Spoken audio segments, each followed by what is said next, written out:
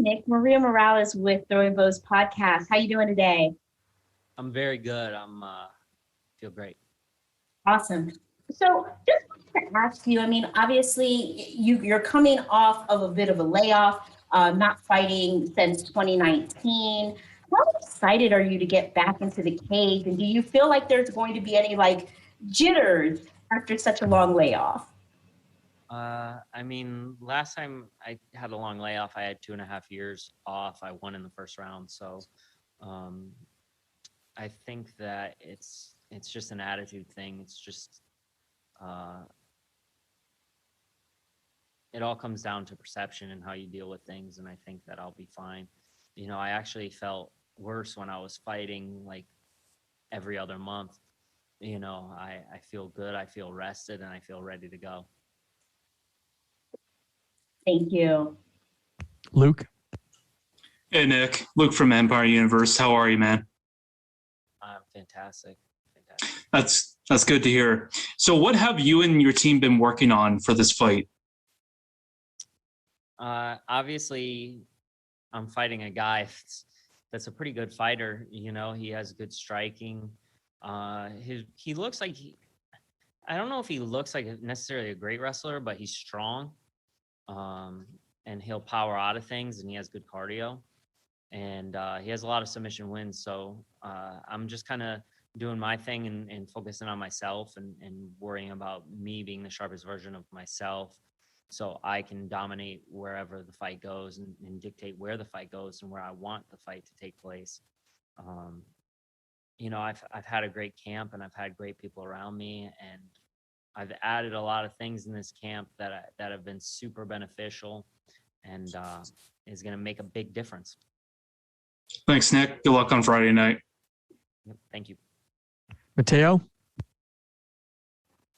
Hey, Nick. Matteo Urelli here from Boxeo Mundial. Looking forward to another victory on Friday night. Just a quick question on what becoming a father has meant to your life, both in training and how you approach being efficient with your training and getting the most out of every minute away from home.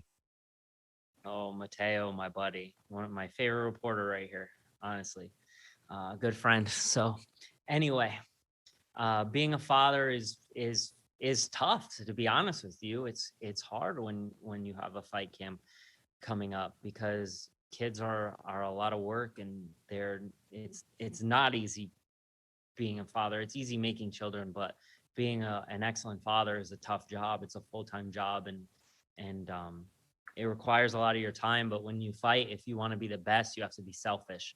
So for me, being selfish was hard, but it was something that I had to do for this fight camp. So my wife and her mother stepped up big time and kind of carried a lot of the weight and responsibility of some of these things.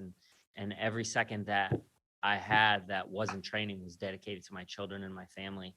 So, after this fight, obviously is my 2-year-old. I have him signed up for soccer, so I'm excited for that. And I think that's what I'm looking forward to most after this fight. But, balancing all that is definitely tough, because you have to make sacrifices one way or the other. And when it's time for fight camp, you have to focus on the fight. Well, that's good to hear, man. I have a stepdad, and we have a saying in my house that he's not the stepdad, he's the dad that stepped up. But I just have a follow-up question. I was reading a story about your early career, and you spent some time in South Florida, I understand, training, and really had some early success in your career, some first-round victories. And I understand there was a mentor named Florida Doug who kind of took you in and taught you the ropes, taught you about life, taught you about mixed martial arts. And I just wanted to know, it's not really a national story, but what Florida Doug has meant to your life and your career. So Florida Doug is, he taught me a lot about business. Is what he did.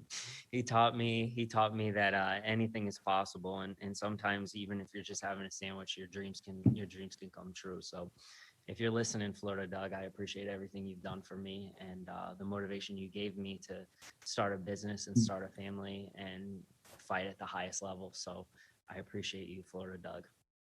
You're the man, Nick. Looking forward to Friday. Go get him. Yeah. All right, Michael. Hey, Nick, how are you? Good. How are you? Awesome, brother. I wanted to ask you, you've been active inside the MMA industry for for almost 12 years, well, for over 12 years. How do you keep finding the fuel, to continue with that passion in your life? I'm a competitive guy. Ever since I was a little kid, I loved competing. I loved winning. I hated losing. Obviously, you handle it. You take it on the chin and you handle it the right way. But for me, the rush of winning and getting your hand raised, because I wasn't always best. When I started off wrestling, I lost my first 17 matches, and I went on to be all state. And my senior year, I won 53 matches. I went on college, all this. So I know what it's like to be counted out. I know what it's like to lose. So when I got that first like taste of victory, it was something special, and I kind of got addicted to it, and here I am all these years later, still doing it and loving every second of it. Awesome. Thank you, and good luck on Friday. Thank you. Jeff? Jeff Brantley, the Man in the Cage podcast. Nick, 2020 was such a frustrating year for everyone, but especially for you. I count 2 fights that you had canceled. Just how frustrating of a year was it? And then how excited are you to get back into the cage this Friday? I mean, frustrating is a very accurate word, especially considering I feel like I have a lot that I want to show and a lot that I want to prove. And I had these 2 opportunities. I made weight, which isn't necessarily the easiest thing to do for me. And I kind of had the rug yanked out from underneath me. So I'm looking forward to getting out there and fighting. I think that, you're shaped by adversity, and when bad things happen, it's not necessarily the worst thing in the world. It's really how you deal with it. And I've taken everything in stride and used this as motivation to be better, to get better, and to be the best version of myself. Thanks, Nick. Good luck Friday night. Ronald? This is Ronald E. Smith. Nick, I just want to follow up on that. You said that, it's the feeling that you had having the rug yanked right out of you. But who was there for you just to keep your spirits up and just to keep you looking ahead for just brighter days? I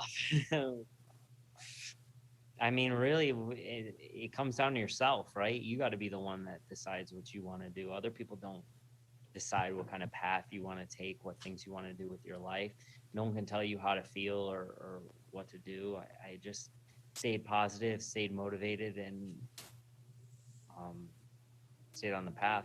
I'm a martial artist first, so I'll be training my whole life. Even after I'm done fighting, I'll still be dedicated to progress and getting better and doing things like that. So it wasn't hard for me to get back to training. Last one here. Dylan?